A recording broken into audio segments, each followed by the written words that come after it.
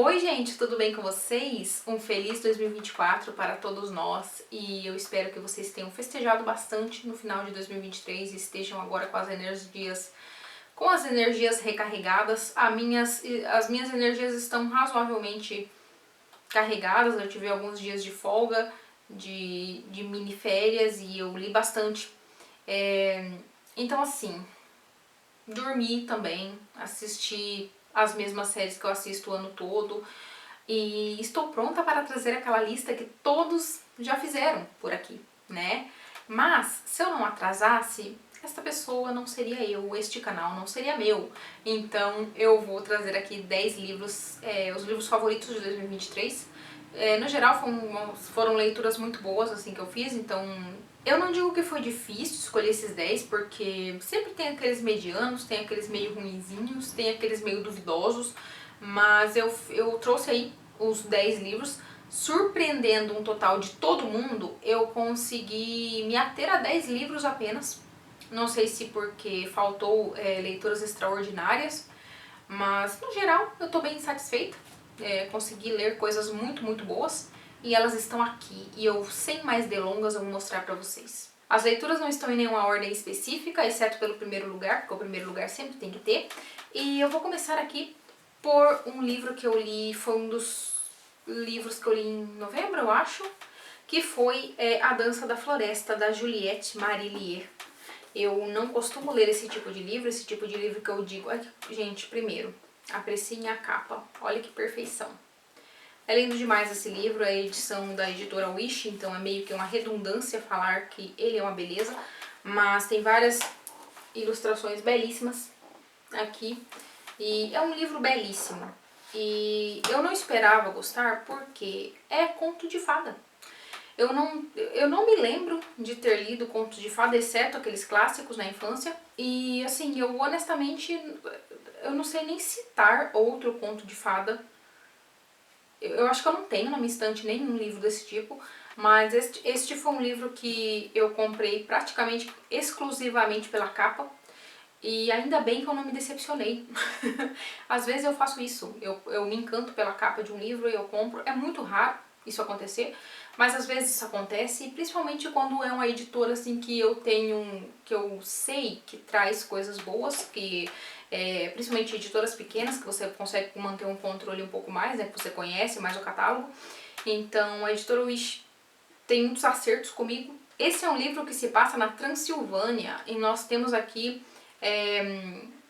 eu não sei se são 4 irmãs ou são 5, eu esqueci agora, mas tem a irmã principal, a mocinha, a moça, né, a personagem principal, e tem as irmãs dela, e elas moram nesse castelo chamado Piscul Dracului. E esse é um castelo que já conheceu melhores dias, né? A família já foi rica, o pai dela era um comerciante renomado, mas agora o pai delas está adoentado e ele precisa fazer uma viagem para tratar de sua saúde, deixando as irmãs, como que é a moça, o nome dela?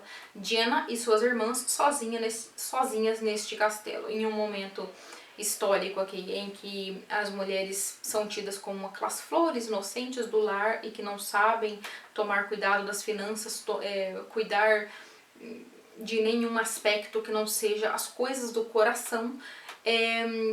Temos aqui muitos jogos de interesse. Temos aqui um primo babaca que está querendo se apossar do castelo e também das irmãs. Ele tem toda aquela panca de protetor, mas a gente sabe que o buraco é muito mais embaixo. E ele está muito interessado aí na vida delas, na vida de suas primas. Ao mesmo tempo em que temos essa questão toda acontecendo, temos também aqui o elemento mágico da história, né? Aqui nós temos um portal que se abre dentro do quarto dessas meninas. É um portal que é aberto por elas, então esse portal ele não existe fisicamente, no caso.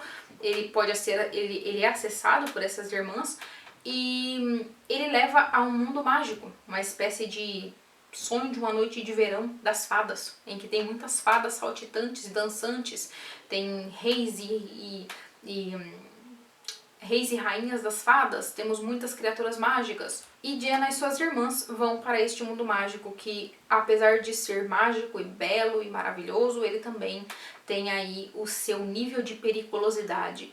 Inclusive, o primo mais velho, irmão desse primo que está querendo se apossar da herança dessas meninas, ele sumiu, ele desapareceu nas imediações ali deste mundo mágico, né? Então temos esse mundo, ele não é seguro, digamos assim. Então nós vamos ter aqui essas garotas crescendo, se apaixonando, acontecendo algumas coisas estranhas, tem sapos, tem pessoas desaparecidas, e é muito interessante, gente. Isso é uma delícia de ler. Eu li ele praticamente em um final de semana. Ele é compridinho, ele tem umas 500 páginas, mas eu apreciei demais. Não, ele não tem 500 páginas. Ele tem 413, 410, mais ou menos.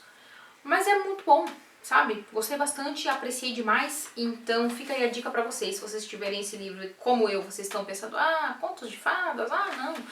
Fica aí a dica.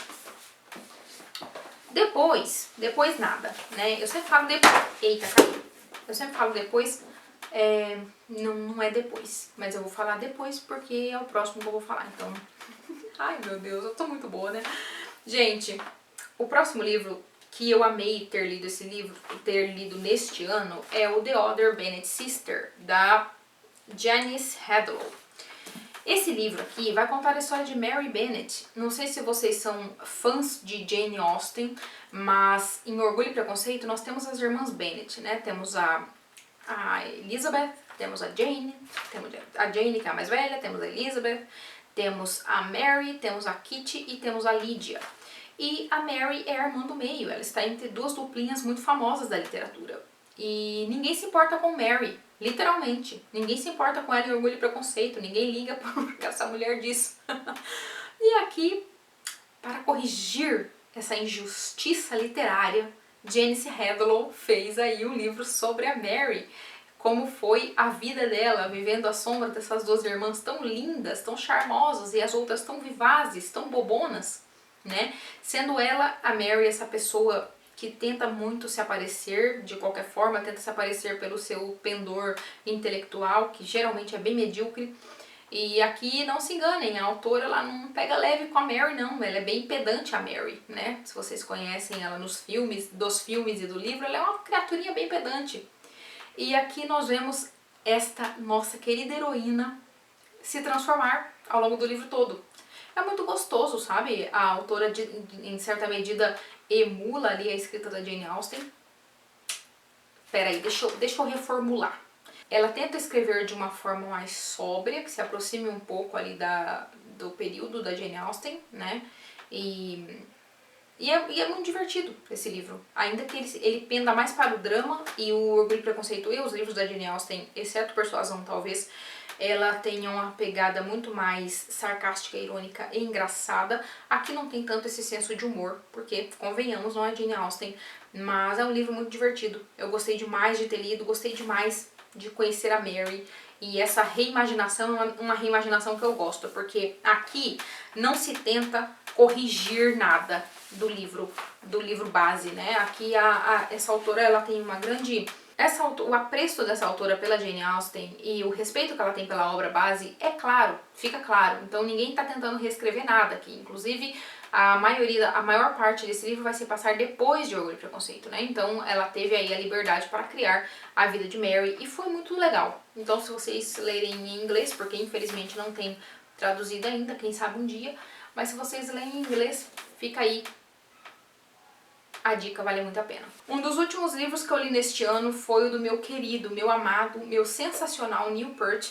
Eu li o volume 1 de Música para Viagem. E, gente, eu não sei nem o que dizer, tá? Tem uma criança gritando, não há nada que eu possa fazer. Essa criança, ela desenvolveu o apreço por gritar sem parar. Então, assim, né, paciência. Ai, gente, então, Neil Peart. Vamos falar de coisas boas, deixa a criança pra lá. Neil Peart é maravilhoso, sabe? Eu ler esse cara é como, sei lá, estar viajando na garupa dele, sabe? Tá na moto junto com ele. É uma experiência maravilhosa. Porém, apesar de eu ter falado garupa, aqui é uma viagem de carro que ele está fazendo. Como vocês sabem, ele costumava viajar muito de moto, tanto que quando faziam as turnês do Rush, ele ia de moto, levava a moto dele, então ele e um amigo pegavam a estrada e iam encontrar a banda em outra cidade, né?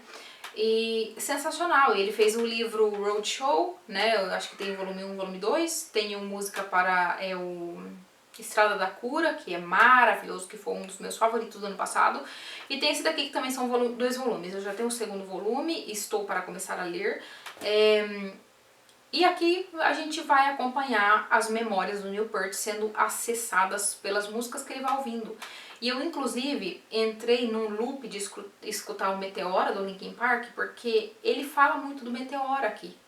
Tem uma parte em que ele simplesmente está na viagem e ele coloca o Meteora, ele ouve sem parar. E daí eu lembrei que na minha adolescência eu escutava demais esse álbum, eu tinha o Meteora. E eu ouvia muito, e eu gostava demais de Linkin Park. Mas eu também consegui me conectar com o Neil Peart quando ele fala que às vezes ele escuta compulsivamente um álbum e depois ele nunca mais lembra desse álbum, ele nunca mais escuta. Isso acontece comigo, muitas vezes, né? Assim, não digo que eu nunca mais, mas eu fico uns bons anos sem ouvir. Então, por exemplo, eu tava com uma obsessão incontrolável pelo Seeds of Love no começo do ano passado. Eu passei uns 2, 3 meses escutando compulsivamente o Seeds of Love do Tears for Fears, que eu amo Tears for Fears, eu adoro aquele álbum. Então eu fiquei tipo uns 2 meses escutando compulsivamente. Desde então nunca mais, entendeu?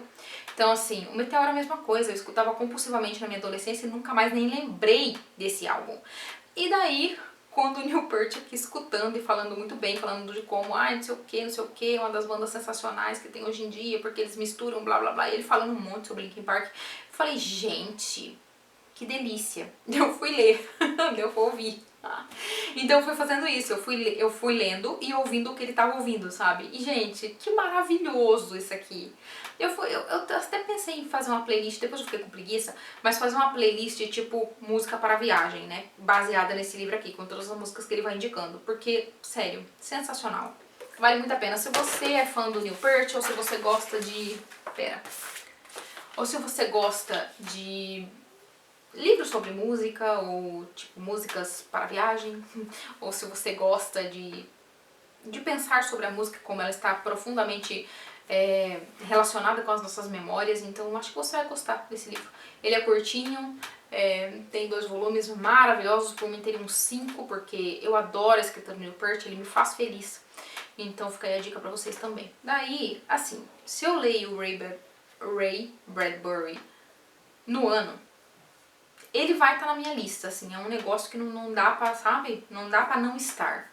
Então eu li A Cidade Inteira Dorme e outros contos deste querido, né? O Ray Bradbury é um dos meus autores favoritos, isso nem se discute, e aqui temos contos perfeitos dele, né?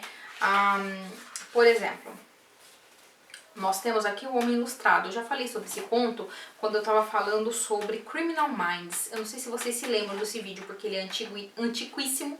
E eu estava falando de uma das minhas séries favoritas de todos os tempos, que é Criminal Minds, e eu estava falando das referências que eles fazem à literatura, né? Então, nós temos um conto, nós temos um episódio de Criminal Minds que faz referência ao Homem Ilustrado. E aqui tem vários contos sensacionais, gente. Tem o Visitante também, que é sobre esse homem que ele tem... Não, pera, acho que eu tô fazendo todas as confusões. Eu sei que eu amei isso aqui. Eu amei esse daqui, mas eu confundo títulos. Eu sei que nesse livro aqui tem um conto do Ray Bradbury que fala sobre uma colônia de pessoas doentes em Marte, se não me engano, e essas pessoas estão largadas lá para morrer, e elas não têm absolutamente nada. É tipo um desertão, né? Elas têm o mínimo assim para sobrevivência, mas elas vivem uma vida de merda. E daí desovam um homem lá, e este homem, ele tem a capacidade de criar imagens mentais fortíssimas que as pessoas conseguem ver. E não apenas ver, mas sentir também. Então, por exemplo, se ele pensar em Nova York, ele consegue, tipo, meio que trazer Nova York para aquelas pessoas que estão ali, entendeu? E as pessoas praticamente sentem que elas estão em Nova York. Agora, imaginem só vocês, um cara desse, com esse poder, no meio de um monte de gente entediado que só tem a morte ali no horizonte. A coisa não vai ser nada boa pra esse homem, né? Porque vai ter um ali que vai pensar, e se eu puder roubar esse cara só pra mim? Se eu puder ficar com esse poder só pra mim? Entendeu? Ser humano, né, gente? Ser humano, né? Daí depois eu já fui para o meu outro querido, que é o Sr. Carl Sagan, com Contato. E assim, eu tinha assistido o filme, eu não tinha lido o livro. E por isso que, né, eu gostei muito do filme e eu fiquei, um dia eu leio aí. E, cara, é aquela coisa, né? Uma coisa é uma coisa, outra coisa é outra coisa. Tô brincando. O livro, quase sempre, não vou dizer sempre, porque existem casos em que o livro é bem inferior ao filme, mas assim, este não é um deles, né? O livro é sensacional. Esse livro aqui traz muito mais informações e o final ele continua tão enigmático quanto, mas é muito bom. Sabe? É muito bom. Isso aqui é o Carl Sagan partindo daquele pressuposto de que, ok, os números, né, as porcentagens, como que é? Fala? A probabilidade. Eu sei tanto das coisas de matemática que eu até perco as palavras. A probabilidade de existirem outros planetas com vida, né, é muito alta, né, se você levar em consideração a quantidade de planetas que existem. Então, Carl Sagan ele não tira essa possibilidade de que exista a probabilidade, né, que exista outros mundos. Mas ele fala que a probabilidade de a gente ter encontrado ou encontrar esses outros mundos, ela é bem menor, né? Por conta da distância, blá blá blá, aqueles tempos anos-luz, que eu não vou nem tentar falar porque eu não faço ideia. Mas assim, eu gosto muito de ler sobre, eu gosto de educar a minha ignorância. E, gente, sabe, isso aqui é muito bom. Fala sobre o que a gente... Uma coisa interessante é que esse livro fala muito sobre o que a gente gostaria de mostrar enquanto espécie para uma outra espécie, entendeu? Então, complicado, né? Principalmente se lançam vídeos do começo do século XX no espaço, o que os extraterrestres pensariam da gente se eles pegassem um vídeo do Bigode de Escovinha, por exemplo, falando ai, chegou... O que será que eles pensariam da gente, não é? Então, assim, aqui vai ter todas essas questões e vai também ter a questão muito humana de por que raios o ser humano não fica quieto no lugar dele. E é muito bom, sabe? É muito bom. Vai ter a Clarice, não é Clarice o nome dela, mas a Judy Foster, esqueci o nome dela. Como que é o nome da personagem, meu Deus do céu? Não é Clarice, Clarice é do Silêncio dos Inocentes. Ah, sei lá, a Clarice, a Judy Foster. Ela é uma doutora e ela estuda ela estuda comunicações, né? Tipo, possibilidades de outros mundos, enfim, estuda o espaço. E daí, não, ela estuda o espaço e daí um dia entrou em contato com ela falando que receberam uma determinada mensagem. Daí ela vai ver o que é. E enfim, gente, muito bom. Outro livro também que me deixou estática foi o Caim, do José Saramago. Esse livro aqui tem vídeo no canal, então eu vou falar ainda menos do que eu estou falando dos outros livros. Mas, gente, eu amei, porque assim, eu quero, né, ver se eu leio pelo menos um Saramaguinho por ano, porque esse cara realmente, ele desestrutura a gente, né? E esse livro aqui não foi diferente, aqui vai falar sobre o Caim, aquele cara que alegadamente, para não sofrer processos, matou seu irmão Abel, né, na Bíblia. E daí Deus foi lá e falou, toma uma marca, homem, porque aqui pra você, todo mundo sabe o que você fez, mas ninguém pode te tocar. Enfim, aqui vamos seguir Abel, sabe? Que Abel tá morto. Vamos seguir o Caim. Vamos seguir Caim andando com a mão na frente ou atrás por esse mundão de Deus, dando uns perdidos no Senhor e ao mesmo tempo se perguntando, escuta, Senhor, se tudo acontece debaixo do sol é a tua vontade, então eu devo deduzir que... Entendeu? Gente, é muito bom. Ninguém consegue ser mais assim sacrílego que o Saramago e ao mesmo tempo engraçado e muito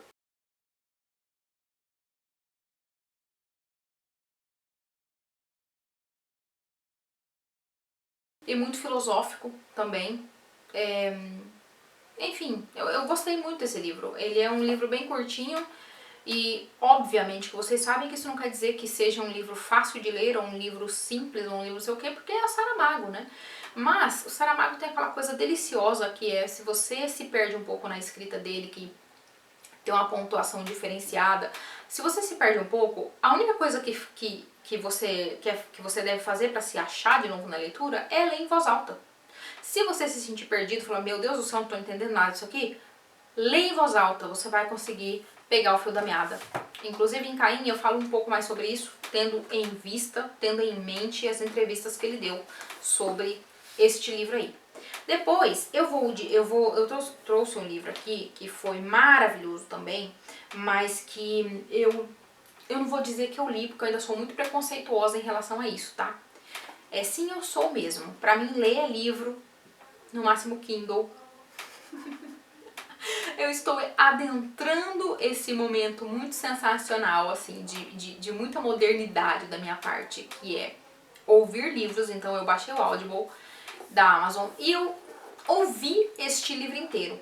E, gente, foi muito bom, porque assim, eu tenho uma coisa com audiolivros, né? Eu não suporto audiolivros em que as pessoas que estão lendo ficam fazendo vozinhas, sabe? Ficam fazendo sotaque, ficam fazendo entonações, ficam fazendo gracinha.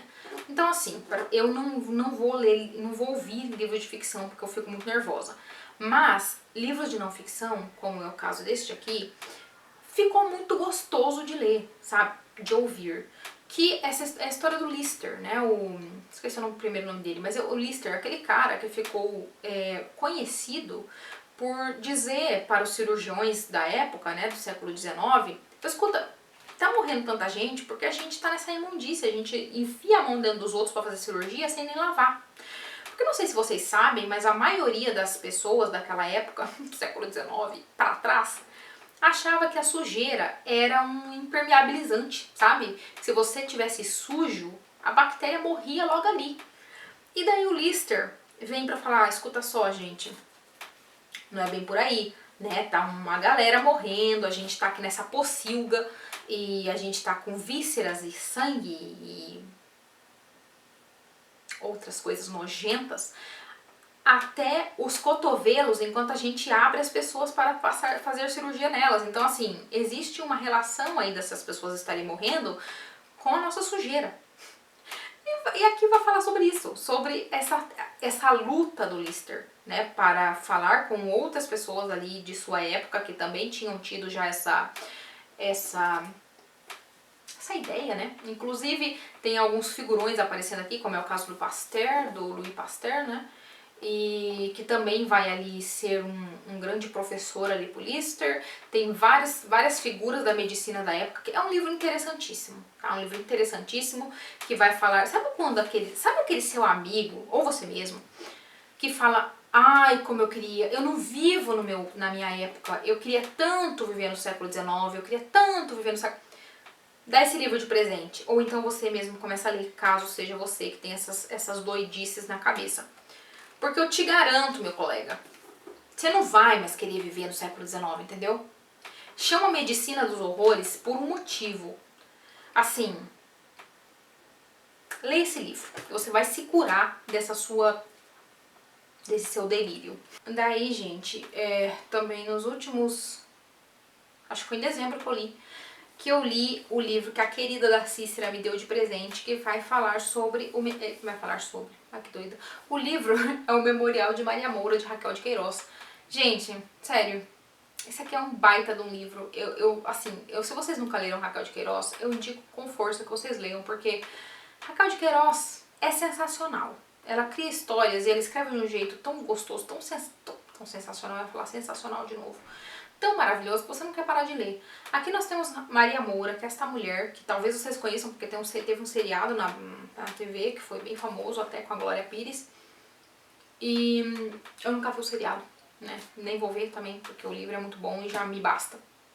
E fala sobre Maria Moura, que é esta moça, que ela começa a história, ela tem uns 15, 16 anos, acho que ela tem 16 anos. E ela perdeu a mãe dela. Dizem que a mãe dela arrastou-se para cima, se é que vocês me entendem, mas na verdade ela vai descobrir que arrastaram a mãe dela para cima, né? A mãe dela partiu dessa terra, mas com a ajuda de outra pessoa.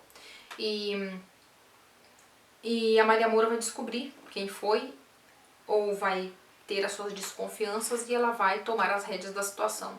Ela tem uma terra que ela herdou do pai dela, e só que essa terra tem todo aquele lance de herança. Então tem uns primos que dizem que metade da terra pertence a eles, então fica aquela brigueira, eles falam que vão trazer os soldados pra expulsar Maria Moura da terra dela, e ela fala, pode vir então. E daí fica aquele brigueiro, aquela insanidade. E Maria Moura, minha gente, esta mulher não é pra se passar pra trás não, tá? Essa daqui é uma bicha braba, braba demais. E vocês não fazem ideia, porque ela não vai ficar de braço cruzado esperando não. Nesta fazenda tem uns homens que são fiéis a ela, ali, que conheceram o pai dela, conheceram ela desde pequena, então são fiéis a ela e vão ajudá-la a se tornar uma das bandoleiras mais famosas ali da região. Essa história se passa em uma determinada parte do Nordeste, que eu não me lembro agora. Cariri, Crato, não sei se eu tô falando os lugares, eu não sei se é uma cidade, se é um bairro, se é uma vila, eu não sei. Enfim, é uma pequena parte do Nordeste e vai se passar lá nessa região. E temos a Maria Moura aí fazendo seu nome na base da bandidagem. E é muito bom. Junto com a história da Maria Moura, vai também se desenrolar duas outras narrativas, duas outras histórias, que vão seguir dois outros personagens que vão daí juntar-se com Maria Moura no futuro, que é o padre, esqueci o nome dele agora, que é um padre que ele ouviu a confissão de Maria Moura, em que ela dizia que ela ia fazer alguma coisa muito má com alguém, e ele preso ali pela confissão não pôde falar nada pra ninguém, mas também ele não botou muita fé que ela ia fazer o que ela disse que ela ia fazer na confissão. E esse padre também não tinha lá muita moral pra ficar julgando o pecado dos outros, né? Porque ele tava todo assanhado pro lado de uma moça, de uma mulher casada, que o marido tava, sei lá, procurando ouro em algum lugar, daqueles babaca que tava procurando ouro em algum lugar, e ela ficou sozinha ali, ela muito bela, muito senhora Dona Bela, e o padre, né, ficou ali balançadão e caiu. E daí, não que os pecados ali tenham equivalência, porque o da Maria Moura era assassinato e o dele era só um rabo de saia, que depois vai se tornar em umas outras coisas aí. Gente do céu, tem essas histórias, tem umas histórias aqui que tem umas cenas que, meu Deus. Temos também a história da irmã desses primos babacas que querem pegar a terra da Maria Moura, e essa irmã, os irmãos, Maria Alva é o nome dela, os irmãos morrem de medo de que ela se case, porque daí eles vão ter que dividir a terra em 3, né? E isso faz com que eles deixem a coitada da Maria Alva ali em casa, como se ela fosse uma solteirona, coisa que ela não é ainda, até que ela encontra um moço de boa figura, e ele vai se apaixonar por ela se apaixona por ele, eles vão de alguma forma se encontrar com a Maria Moura no futuro. Eu também coloquei nessa lista, mas eu não sei onde está aquele livro, ele está perdido por aí, ele está guardado aqui, ele está na minha casa, mas eu não encontrei, que é o livro dos peixes, do William Golding. William Gould. Eu sempre falo Golding, mas não é Golding, é Gold. Gente, que livro legal aquele lá. É a história dentro de uma história que vai falar sobre a Tasmânia, sobre a colonização da Tasmânia, a colonização horripilante da Tasmânia, que eu nunca tinha ouvido falar sobre, e que nenhum livro de história poderia fazer com mais perfeição a visão do horror, do inferno que foi aquilo, do que o livro dos peixes, de William Gould. E assim, gente, é um daqueles livros que eu comprei por causa do título, porque é um livro em si em 12 peixes, os capítulos são divididos em peixes, e eu comprei pelo título, porque eu fiquei intrigadíssima, não sabia nada sobre o autor, não sabia nada sobre o livro, nunca tinha ouvido falar, e eu amei, sabe? E assim, eu já falei um monte sobre ele aqui, ele não tem vídeo só pra ele, mas eu falei em várias listas, em vários outros vídeos eu falei sobre ele, então fica aí a dica pra vocês, tá? E agora vamos para o meu número 1. O meu livro favorito de 2023, eu terminei ele no dia 1º de 2024, mas assim, ele é de 2023, gente, sinto muito, tá? Ou se vocês preferirem, ele é do Entre Anos, porque eu li eu li ele em 6 dias, nos últimos dias do ano e no primeiro dia do ano, então foi maravilhoso terminar e começar anos com este homem, porque ele é um dos meus autores favoritos também. E isso aqui é simplesmente um espetáculo, né? Eu tava esperando para ler esse livro, na verdade ele estava naquela lista flopadíssima dos 12 livros para 2023. Eu acho que essa aqui é uma vitória, eu consegui. Consegui mais um para aquela lista flopada.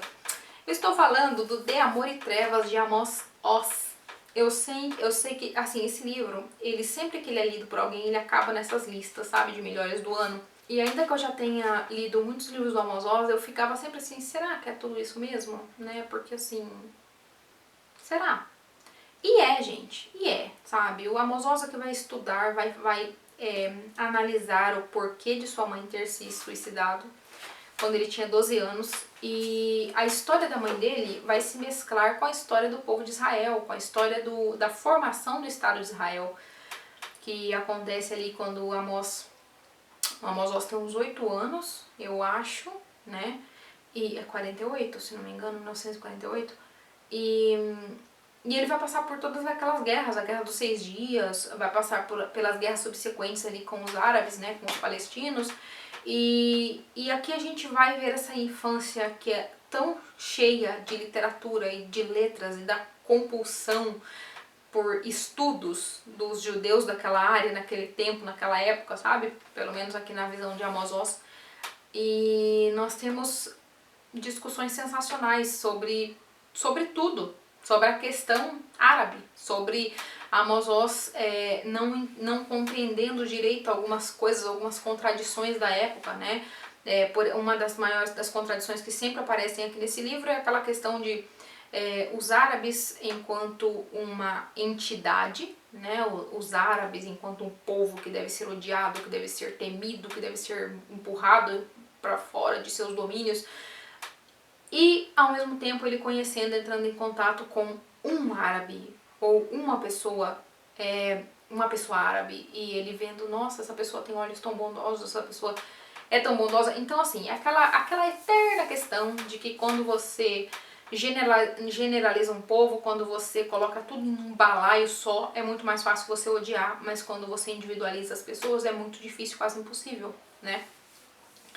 Ou pelo menos odiar num nível que te faça colocar pessoas em campos de concentração, por exemplo. Então, aqui nós temos todas essas questões acontecendo, e ao mesmo tempo em que também se fala sobre a diáspora, né, sobre a Segunda Guerra e sobre esses refugiados judeus que após o final da Segunda Guerra continuaram vagando pela Europa em campos assim não campos de concentração, mas aqueles campos de sobreviventes em que a situação era muito ruim também, né? Não era a casa deles, eles não tinham casa, eles tinham sido destituídos de suas posses. Então aqui é que assim, a gente sempre, principalmente por conta de Hollywood, a gente sempre vê a questão dos judeus no cinema como aquela coisa, né? Geralmente vem os Estados Unidos com aquelas bandeiras alegres e felizes e libertando todo mundo do jugo nazista, e todo mundo parece que vai pra casa cantar e ser feliz. Mas essas pessoas não tinham casas, né? Esses judeus não tinham casas. Estados Unidos não é tão heróico quanto eles gostam de achar que eles são, gostam de fazer parecer. Então assim, aqui também tem uma crítica ferrenha à Inglaterra, que ficou por muito tempo, aquele pulsozinho safado imperialista da Inglaterra, como sempre, né? Tirando o melhor que ele podia, porque afinal de contas ali a região da Palestina, que hoje também tem o Estado de Israel, é uma região muito rica em petróleo, né? Então é ainda do interesse da Inglaterra que eles se matem para que ela possa se banquetear com as sobras. Então hoje também os Estados Unidos faz a mesma coisa, faz o que a Inglaterra fazia naquela época. Hoje os Estados Unidos faz, porque a Inglaterra, né, já está uma velha putrefata, pelo menos em questão de política, mas assim, os Estados Unidos fazem o que a Inglaterra fazia antes. E aqui nós temos um Amos Oz desbocado falando tudo. Amos Oz que em determinado momento, logo após a sua mãe ter se suicidado, ele com 16 anos se juntou a um kibbutz, que era aqueles comunidades comunistas dentro de Israel, né? Logo depois que teve ali a formação do Estado de Israel, antes já tinha esses kibbutz, né? Que eram essas pessoas que viviam baseados ali no comunismo, né, na ideologia marxista e comunista, e ele se junta a esse kibbutz, então ele fica 35 anos, se não me engano, morando no kibbutz, e vai falar sobre essas experiências também. É lá que ele conhece a esposa dele, eles vão se casar lá e tal. E vai falar sobre a relação dele com o pai dele, com a relação dele com os livros, com a escrita, e é maravilhoso, gente, maravilhoso. Se você gosta de livros, você vai gostar desse livro. Se você gosta de escrita, você também vai gostar. Se você se interessa pela questão Israel-Palestina, você não vai gostar, porque aqui tem uma pessoa que viveu esse período tenebroso e que, bom, esse período tenebroso nunca acaba lá, né? Mas assim, continua. Mas é interessante porque a gente vai ficar sabendo melhor, sabe? Sobre a situação. E Amos Oz, ele nunca se livrou de dizer para ocidentais calarem a boca, porque a gente não sabe nada. A gente acha que sabe alguma coisa, fica tomando ladinhos como se fosse um grande jogo de futebol, não é mesmo? Aqui no Brasil, principalmente, você entra nas redes sociais e você vê Team Palestina, Team Israel, como se fosse um grande jogo de futebol, enquanto são dois povos que estão se matando. Literalmente, estão acabando com os outros, um com uma força bélica um pouco maior, então tá destruindo mais, né? Mas é uma guerra assim que uma hora o poder está na mão de um, de acordo com o interesse das potências em ação, né? E uma hora o poder está na mão dos outros. Né? Na década de 40 do século passado, por exemplo, o poder estava na mão dos árabes, porque era a Inglaterra que mexia os dados, né? Depois da Segunda Guerra, a Inglaterra deixou de mexer os dados e quem começou a mexer os dados foi os Estados Unidos. Então, o grupo que ficou melhor armado nessa guerra toda foi Israel. Então, assim, é tão tolo, sabe? Tomar partidos numa guerra não é um jogo de futebol, né? Mas é claro, vocês sabem disso. Estou só comentando os pensamentos que eu tenho às vezes quando eu entro nas redes sociais e eu fico pensando, meu Deus, que bizarrice. Enfim, pra quem nunca leu nada do Amos Oz, eu acho que esse é um ótimo livro pra começar, porque nos outros ele tem muito de autobiográfico nos outros livros, então se você conhece a biografia dele, você vai saber mais. E gente, é isso, tá? Esses são os meus livros queridos de 2023. Eu vou fazer a minha lista de livros que eu talvez leia em 2024. Ela vai sair em breve, tá? Eu ia gravar hoje, mas hoje eu estou com muito calor, então não vou gravar não, tô cansada. E minha garganta tá seca, também então vou gravar semana que vem. E daí eu vou tentar, tá? Em breve sai o vídeo aí dos livros que eu pretendo, talvez, quem sabe, ler em 2024, tá bom? Eu espero que vocês tenham gostado. Até o próximo vídeo. Tchau, tchau.